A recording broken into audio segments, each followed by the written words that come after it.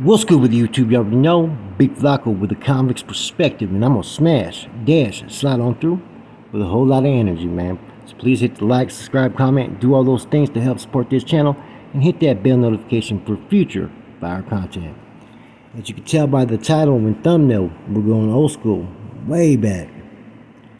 During the time, man, when the county jail, streets, and just everything was totally different. 1996, okay? Now, around that time, before leading up to me catching the case, right, there was a lot of stuff going on out there on the streets the last few years.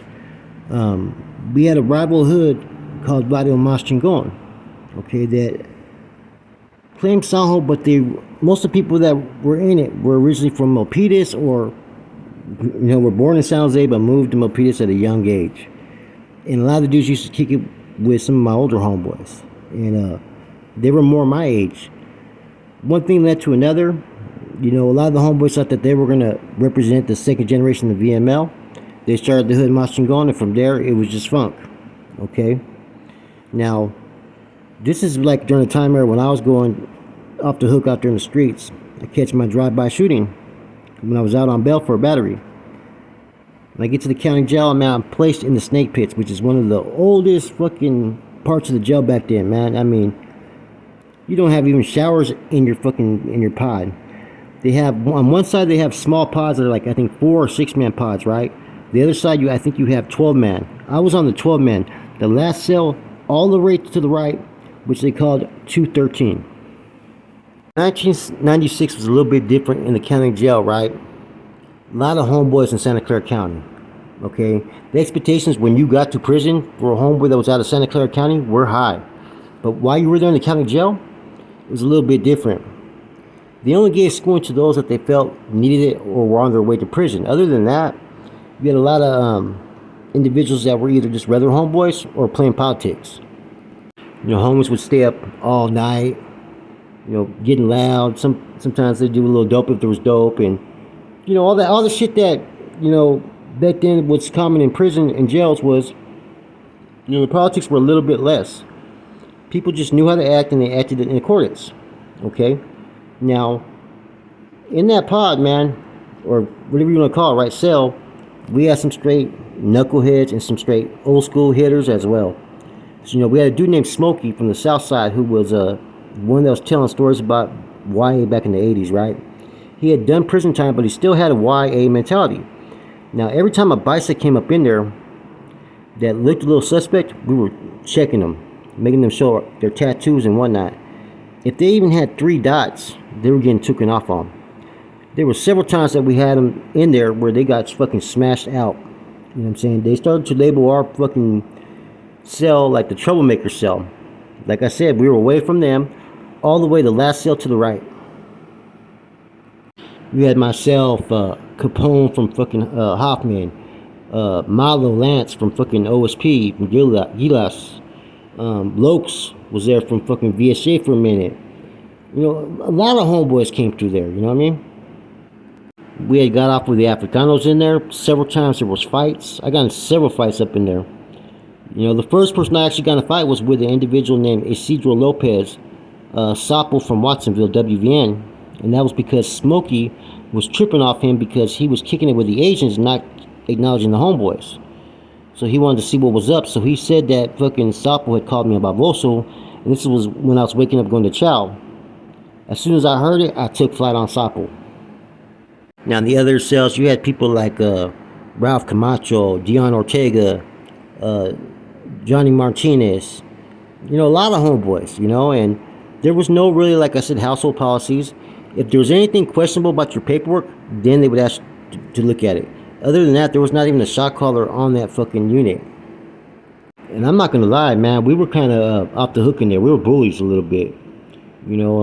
There'd be some lame that come up in the pod or cell and act a certain way, right?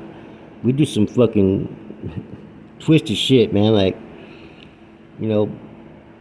punk them in every single fucking way. Throw their shit on the fucking floor. Tell them they couldn't do this or that. Slap the shit out of them. We were bullies, man. And it's not something that, like I said, that we really knew any better, because if people came in that cell and they were weak, they were getting rolled out of there. straight up. So we didn't have any weak links in that unit, you know. Eventually the Asians and blacks got off, but other than that, there was really no problems in there. Someone came in, we were rolling them up. Now I'd been there for a minute, and I was getting healthy, you know what I'm saying? I mean, we were playing spades for push-ups, and man, I was doing like 50 to 100 at a time back then, okay? I was hitting the water bag. I was also hitting the, you know, the cell. You put your towel through it, and you start to do curls and stuff like that. Now, you know, so I was staying healthy. Now, there was an individual from the same town, same name, from rival hood. Now, this individual, at that time, as a juvenile, had been known to put in a lot of work. You know, he stabbed one of the subscribers on here that's a homeboy from Sanho, Eddie, right, at a party. He beat up two homeboys I know that used to kick it with us that weren't from the hood, but used to kick it real tight. Sapo and Casper, okay? He was really known to fight, and he was in the boys' ranch and whatnot for a long time. You know, for a whole other case for an extortion back in the days. So, you know, this Flaco had a bigger reputation than me at the time, okay? Now, I'm in there for a shooting that involved his hood out there in Milpitas. And their mom and their cousin, they told. Their dad was actually a fucking veterano, right, homeboy, who told his wife to call the cops after we shot it up. Now this other Flaco comes in, and I see Dion talking to him, and I can't see this individual, but I hear Dion, you know, looking at me saying, "Hey man, this dude says he's the only Flaco from Milpitas," and woo woo woo. I'm like, "Is that right?" Okay. And at that time, my nerves started to kick in, so you know I wasn't really gonna finish my meal. I just wanted to handle whatever we're gonna handle. So in the snake pits, you dine downstairs in the cafeteria. You come out when you come out to exit. You got second east right there. You go right, and there's that long hallway you make a left on, to where no correctional officers at that time used to really watch it. And there used to be like a little pod right there. Sometimes it would be the Baisas, and for a while it was the Sureños, right?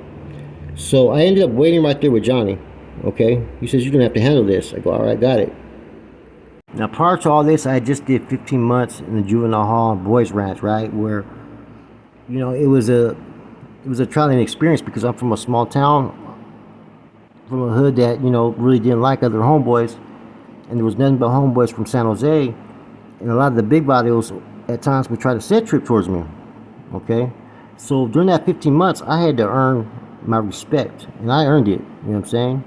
There's situations where homeboys from known Varrios out there in San Jose, known dudes, when shit kicked off, those dudes were nowhere to find. When it happened to Payaso in B3, when that Sureño from San Fernando Valle, and then the other cat, Smiley from SSP, when that shit kicked off, it was me that fucking jumped up and caught that assault with a deadly weapon. While all these other homeboys didn't do nothing, right? Boys Ranch, same thing. You know, the first two Sureño fights involved me there. I fought Chemo from VST, which is, that's Three State's brother. And then I fought, what's his name, Dreamer from SSP. Okay? We handled our business. Chemo, the one I did it right there in the day room. The other one was when they put me as crew chief when I came back on a violation.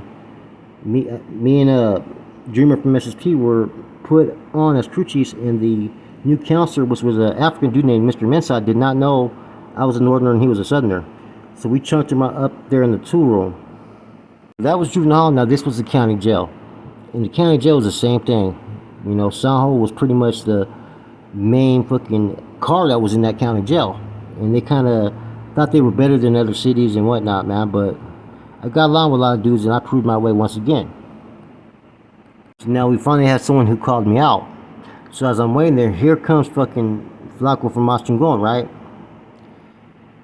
As he comes up, I put my fist up, we go to chunk him, I drop him first fucking hit.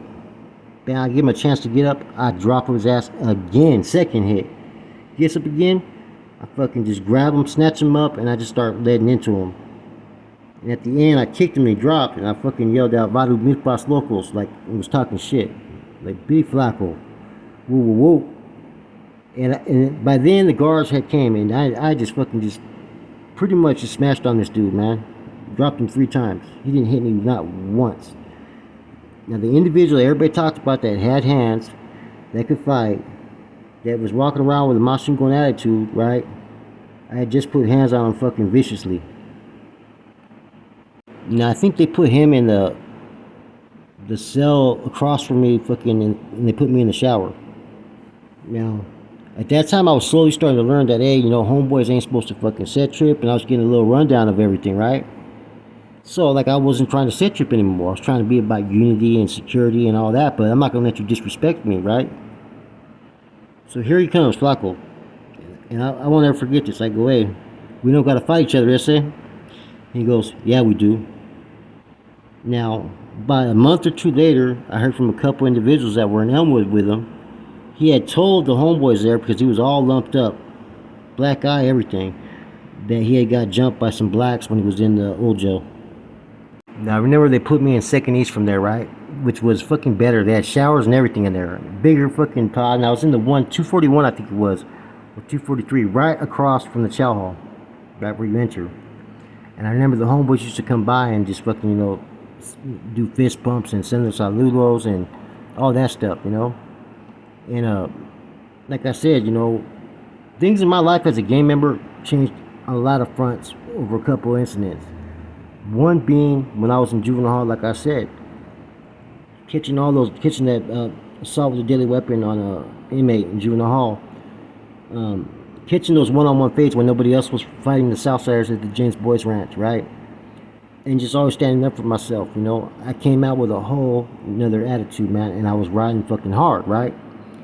Whereas I've always admitted this, when I got in the hood, I was trying to follow. I could fight and all that, but I wasn't no punk. But I just wanted to fit in.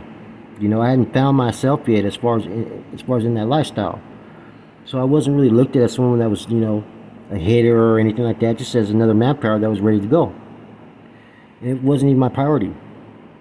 All that changed. I was all with the functions by the time I turned 18. You know what I'm saying? I went hard everywhere I went. In that county jail, man, we fought a lot. You were tested. You were going to find out if you had the balls to fucking survive and go hard anywhere you went. See, there were some homies that didn't try to go hard, but they were just there.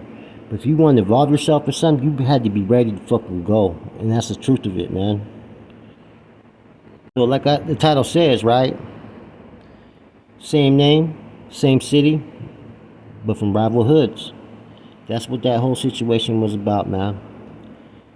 And I pretty much fucking manhandled it and pretty much put myself on that pedestal that I'm the Flacco from Midbus at that time. And I seen the homeboy later on out there in the streets and stuff, and there was no conflict or no issue, He knew what happened though. In fact, I guarantee he was embarrassed by what happened. I shamed him pretty bad, That's just how it goes sometimes, And some of the craziest stories out there in the hood sometimes, right, are those rivals that are created out of shit that happened, over fucking a female or over this or over fucking, homeboys trying to jump somebody somewhere. Those were the type of shit that used to happen back then, man, that you had to stand up for yourself. And this dude was gonna act like he was the only Flacco from the town. And I wasn't gonna allow that, man. Wasn't gonna allow it. But I do remember though, right, very clearly that there were certain individuals that felt they were better than me because of my white pigment skin, or that I was from a small town. Therefore, I had to go twice as fucking hard as the next man, and I did. Now, throughout California, there's similar stories, whether these incidents happen in the hood, the jail, and whatnot. There's a lot of young men, right, who have that chance to change their ways, but too often they get sucked into that ego-driven, affairs with other homeboys, with other oppositions, and that's where people tend to put all their energy to, and they forget to put the energy in helping themselves. Now that I'm more mature, I can reflect back on all these incidents, and I get where my mind was at, man. I just wanted to fit in, but I knew the type of admiration and respect that was given to me when I did those things on a high level, when I was ready to rock and roll, when I was ready to get off, when I sliced a motherfucker up. All that stuff, man, it pretty much goes on your resume as far as who you are as an individual. People remember that shit. And to me at that time, I cared what you thought about me. Therefore, I was never going to let you look at me as being soft or weak, and was going to go 10 times harder than the next man just to prove it. Anyways, this was before all the salutations filter came out, before the changes, and shortly thereafter you started to have household policy procedures, yard policy procedures. You started to have a chain of command that people were expected to adhere to wherever you were at.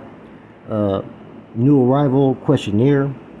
All that stuff started to come into play, and you started to see some of these OGs that were on these yards with me start to fall off. Because what they'd been doing, they said, was working. Why disrupt the program that they've set for themselves? Anyways, this is your boy Flacco, Convict's Perspective. I'm gone.